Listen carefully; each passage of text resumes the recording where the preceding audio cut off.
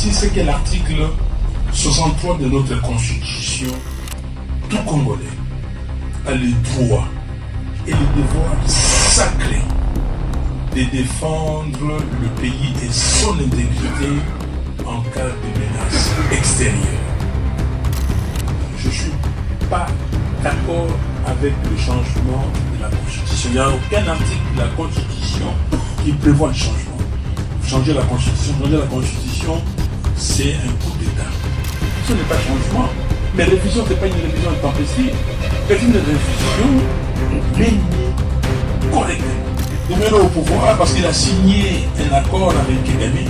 Kagame qui l'a aidé à accéder à la présidence. Il devait donner à Kagame la partie Est. Monsieur, faites ce que vous voulez faire. Je ne m'en occupe pas. Aujourd'hui, Walikale et tout, il y a beaucoup de territoires. La RDC peut, pas doit, peut, si elle veut, conclure quoi? Des traités ou des accords d'association ou des communautés comportant un abandon partiel de souveraineté. Et c'est l'abandon partiel de souveraineté. Aujourd'hui, la RDC a conclu des traités abandonnant une portion de sa souveraineté. Nous sommes dans l'OADA. Qu'est-ce que ça veut dire? Les droits commerciaux congolais, on a signé à l'OADA. Nous avons... on peut aller plus loin. Mais M. Félix Tshisekedi nous a fait inscrire, adhérer dans l'EAC, Eastern African Community. Mais dans l'Eastern African Community, c'est très grave. Parce que l'article 4, c'est plus grave. Il dit que nous pouvons, l'Eastern Africa, d'autorité décider qu'il prend ceci ou cela. Quand il a signé des contrats avec l'Ouganda, quand il a signé des contrats avec Kagame, il pensait à quoi? Tu sais qu'il doit être traduit en justice. Yabino yangoyo. Donc musu se zati. Donc boko senti bilei nango, boko découvrir ma soleil belé. And this country is becoming as no man's land where everybody can do what we want. And today, the entire world had discovered another guy by the name of Kagame who's there to disturb Congo. Voici ce que l'article 63 de notre Constitution dit. Tout Congolais a le droit et le devoir sacré de défendre le pays et son intégrité en cas de menace extérieure. Bien. Et vous le savez bien, Maman Mimi, que depuis un temps, depuis mars dernier, j'ai, avec mon parti, décidé, engagement pour la citoyenneté et le développement, nous avons dit qu'il faut la cohésion nationale. Nous avons dit, nous avons fait appel aux évêques catholiques de la CENCO, la Conférence épiscopale nationale du Congo, et aux pasteurs de l'ECC, Église du Christ au Congo, de venir faciliter les discussions entre parties prenantes, entre politiques. Ici, l'article 10 de la Constitution pose un problème qui parle de nationalité congolaise et inexclusive et ne peut être détenu concurremment à une autre nationalité. Ça, c'est vraiment notre préoccupation. Et deuxièmement, l'élection à 2 tours. Comment faire si on ne révise pas cette Constitution? Êtes-vous d'accord de réviser ou carrément on ne touche pas à la Constitution jusqu'à l'arrivée de Martin Fayulu? Et la dernière question, Président. Vous parlez tout à l'heure de Kisangani, de la foule. Parce que vous êtes l'homme le plus populaire, ça tout le monde le sait. Comment comptez-vous transformer cette foule en une arme de destruction massive contre ce pouvoir de Félix Tshisekedi? Le moment venu, il faudrait que cette foule sorte et fasse son travail. Moi, je voulais juste vous demander quelque chose. En dernier, les Twitter, c'est bien. Rentrez plutôt vers le WhatsApp, vers le TikTok. Nous allons utiliser ça. Parce que c'est les réseaux où le petit peuple fait le travail. Merci, Président. Merci beaucoup. Je ne suis pas d'accord avec le changement de la Constitution. Il n'y a aucun article de la Constitution qui prévoit le changement. Changer la Constitution, c'est un coup d'État. Et je vous ai parlé de l'article 64, alinéa 2e. Okay? Donc il n'y a pas... J'ai fait l'université en France, j'ai étudié les constitutions françaises dans mon cours de droit constitutionnel, Première République, Deuxième République, Troisième, Quatrième, la Constitution de 58.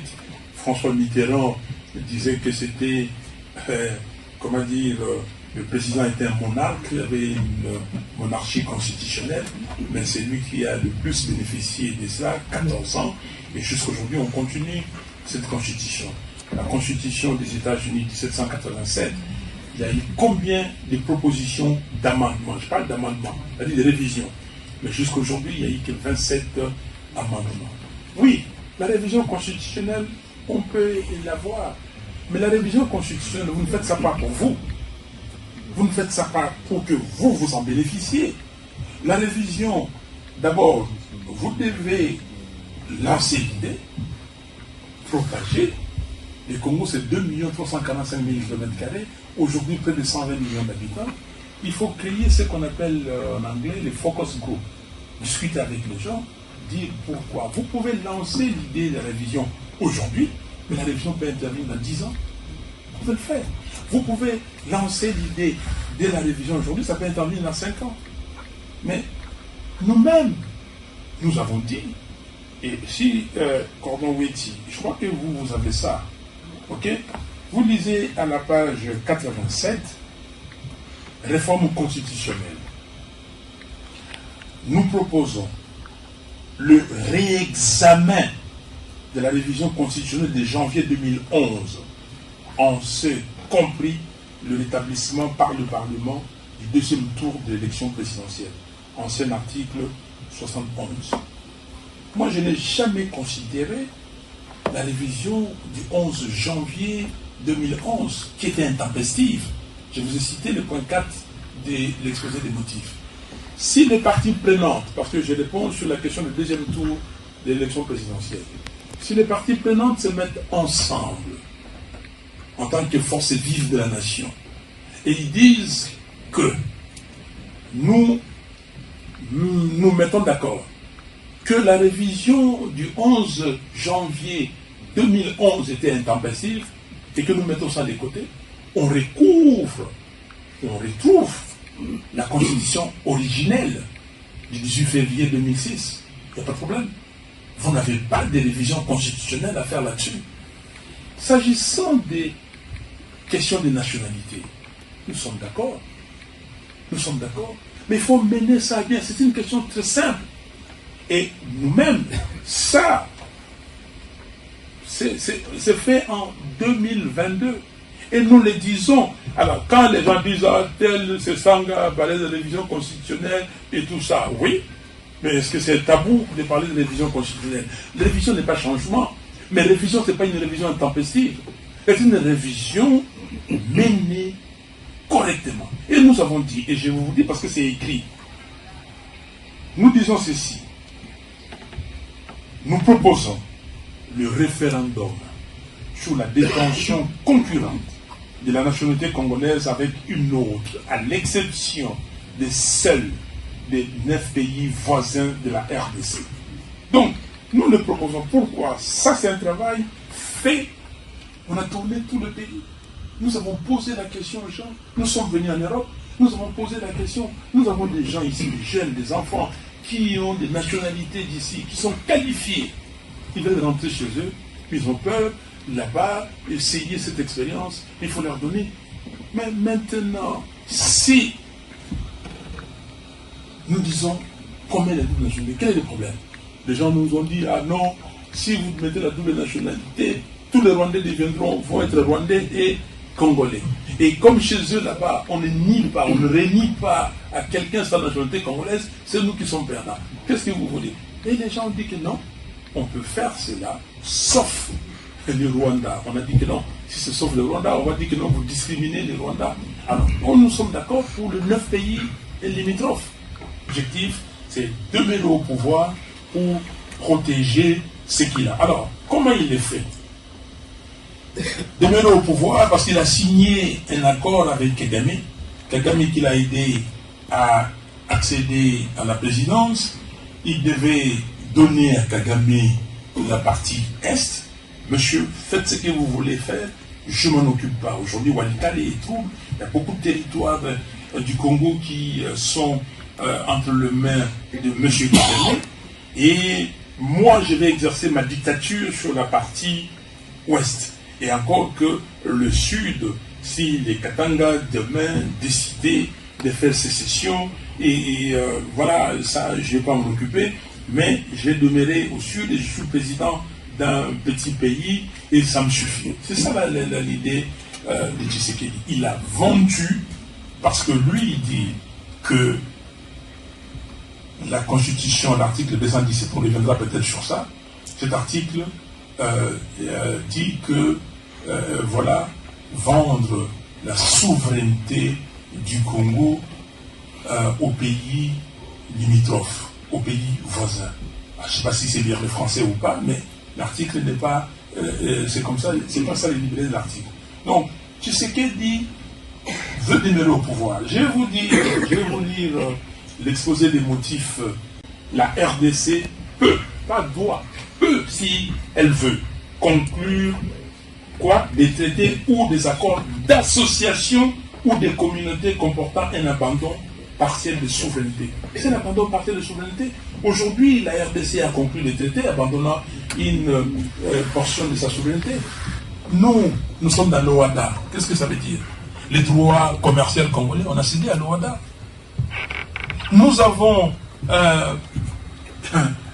on peut aller plus loin. Mais M. Félix Tshisekedi nous a fait inscrire, adhérer dans l'EAC, Eastern African Community. Mais dans l'Eastern African Community, c'est très grave. Parce que l'article 4, c'est plus grave. Il dit que nous pouvons, l'Eastern Africa peut d'autorité décider qu'il prend ceci ou cela. Mais ce n'est pas Tshisekedi qui est parti en Angleterre, à Londres, dire que ne vous disputez pas des petites portions de terre. Notre pays demain sera l'EAC. N'est-ce pas lui? Or, cet article, bon, comment quelqu'un qui sait lire le français, je ne peux pas dire que Tshisekedi, Félix ne sait pas lire le français. Comment il peut aller dire? Regardez ce que Tshisekedi dit. L'article 217 d'après lui dit ceci, que nous avons vendu notre souveraineté aux pays voisins. Pour que les gens vous disent, ah non, on a vendu la souveraineté au Rwanda, à l'Ouganda, et tout ça, pays voisins. Et que les gens commencent à venir vous dire l'accord de l'Émirat et tout ça. Mais lui, quand il a signé des contrats avec l'Ouganda, quand il a signé des contrats avec Kagame, il pensait à quoi? Tu sais qu'il doit être traduit en justice. Tu sais qu'il doit être traduit en justice. Tu sais qu'il dit, l'article 165 de la Constitution doit s'appliquer pour Tshisekedi. Donc, Tshisekedi doit être traduit en justice pour la haute trahison. Vous me direz que non, la haute trahison, il faut saisir le Parlement et tout ça. Il y a un Parlement populaire. Le Parlement populaire doit traduire Tshisekedi en justice et le fait pour que vous compreniez ce qui se passe au Congo. Merci. Alors, j'ai deux volets dans ma question. Le premier volet, c'est celui-ci. Admettons que ce combat pour garder la Constitution intacte réussit. Alors, parce que le Congo doit être dirigé par des textes et non par des humeurs et tout ça. Alors, je pense bien que ce qui est assez objectif, que le leadership actuel n'est pas si consciencieux et moins éclairé. Alors, quelle est la procédure que vous utiliserez pour aider à influencer ce leadership à aller dans la bonne direction? Parce qu'on est en train de taper à côté vraiment. Et le deuxième volet, c'est celui-ci. Je pense que M. Tshisekedi, vous-même, vous allez passer parce que des humains. Mais qu'est-ce que vous faites, voyons le modèle de l'ANC par exemple, pour faire en sorte que l'idéologie du Congo reste, que cette idéologie républicaine reste dans l'âme des Congolais pour qu'on puisse toujours nous mettre debout devant les dérives, voilà. C'est ça en fait les deux volets de ma question. Voilà. Merci. Merci docteur.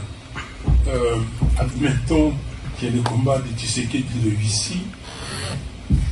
J'imagine mal que ce combat réussisse, je ne peux pas aller dans ce sens. Je ne peux pas faire cette hypothèse-là, parce que je dis que je me dresserai avec les Congolais devant la route de Tshisekedi et pour lui barrer cette route-là. Il ne peut pas réussir, c'est impossible, c'est impensable, ça ne vient pas dans mon esprit qu'il réussisse. C'est fin octobre qu'il a révélé son intention ou son projet de révision de la Constitution, et depuis il n'y a pas eu beaucoup de choses, il n'y a pas eu plus de choses très claires. Qu'est-ce qu'il y a pour vous derrière ce projet? Qu'est-ce que vous y voyez? C'est quoi? C'est la possibilité de faire un troisième mandat que Kabila en son temps avait tenté? Ou est-ce qu'il y a autre chose que ça? M. Tshisekedi a révélé ça fin octobre, lui, mais ses lieutenants, surtout celui qu'il considère comme la personne qui dirige le parti aujourd'hui, M. Kabila, l'avait fait avant. Les gens pensaient que c'était des élucubrations de M. Kabila, mais Tshisekedi est venu le confirmer, il a confirmé plusieurs fois. Et on a vu encore avant-hier Jean-Pierre Bemba qui voulait faire dire à Tshisekedi ce qu'il n'a pas dit. Non, il a parlé de révision et pas de changement. Je crois que le président Biden avait tapé dessus et c'est comme ça qu'il a Jean-Pierre Bemba a dit ce qu'il a dit, mais hier son parti a fait un rétropédalage pour dire qu'il soutenait le projet de révision par changement de la Constitution. M. Tshisekedi veut demeurer au pouvoir. Et c'est la seule raison qu'il veut changer la Constitution. Mais changer la Constitution, c'est il fait ce que les Britanniques appellent, ou les Anglo-Saxons appellent le scénario planning. Okay? Dans ce scénario planning, il a plusieurs scénarios ou scénarios. C'est-à-dire que je vais fatiguer ces gens, les amener dans le changement de la Constitution, et pendant ça, on perd le temps. On perd le temps, et à un moment donné, si je réussis, je passe. Si je ne réussis pas, vers fin 2025, on n'aura pas suffisamment de temps. Je vais commencer à dire aux gens, allons-y, préparons la loi électorale, préparons la commission électorale, il va imposer ce qu'il va imposer, et il y a des gens qui n'ont pas, des gens de faible d'esprit, qui vont courir en disant que la politique de la chaise vide ne paye pas, ils vont aller là-bas, et on n'aura pas suffisamment de temps, et ils organisent la fraude. Voilà dans les scénarios planning de Tshisekedi. Donc, ce qu'il fait, comme on dit en Lingala, Mambungu jamais Kobanga, donc il nous pousse, il nous force, il vient comme s'il était Hercule, il était le plus fort, et tout ça. Mais non, nous le connaissons. Donc, lui, il veut gagner du temps et rester au pouvoir. Pourquoi? Parce qu'il a suffisamment organisé la fraude, il a suffisamment organisé la corruption. Vous Belges, vous le savez, ils ont acheté des appartements, des villas, des choses ici, et après à Dubaï, partout. Il veut protéger ça, lui, pour lui et sa famille. Vous avez appris, et ça, je demanderai moi à l'administration belge de me dire comment un procureur de la République, on connaît ce qu'il gagne par mois, et qu'il touche par mois, va acheter un appartement ici, une propriété de 900 000 $. Et quand la presse évoque ça, il brandit un document comme quoi il a reçu un prêt de la banque et qu'il rembourse ses prêts, il va rembourser dans 2 ans 45 000 $ par mois. On pouvait dire qu'il a fait un investissement des rapports et qu'on va lui payer le montant qu'il va rembourser. Est-ce qu'un appartement ou une villa ici peut coûter 45 000 $ par mois? Comment est-ce que lui et la Belgique a accepté? Comment est-ce que les 900 000 $ sont tombés dans les comptes du propriétaire de la personne qui a vendu cela? Et mettre en mal cette cohésion nationale, je ne peux pas être d'accord avec Tshisekedi. C'est pour ça que je dis qu'il est un diviseur. Tshisekedi, c'est un antipatriotique. Antipatriote. Pourquoi j'ai dit ça? Il a vendu le pays à Kagame. Et j'aimerais qu'il vienne ici devant vous ou devant moi, qu'il nous dise le contraire. Tshisekedi a fait venir Kagame 2 fois à Kinshasa. Où les gens disent Fayulu, Yona Nyoboya Kagame. C'est lui qui a fait chanter ça à ses sympathisants et à ses militants. Aujourd'hui, plus de 120 localités du Nord Kivu Est-ce qu'il les a abandonnés? Comment est-ce que Tshisekedi, tout l'argent qu'il dépense pour le voyage, même l'argent qu'il dépense, l'argent de l'État pour faire la propagande du changement de la Constitution, pourquoi il ne donne pas ça aux militaires congolais?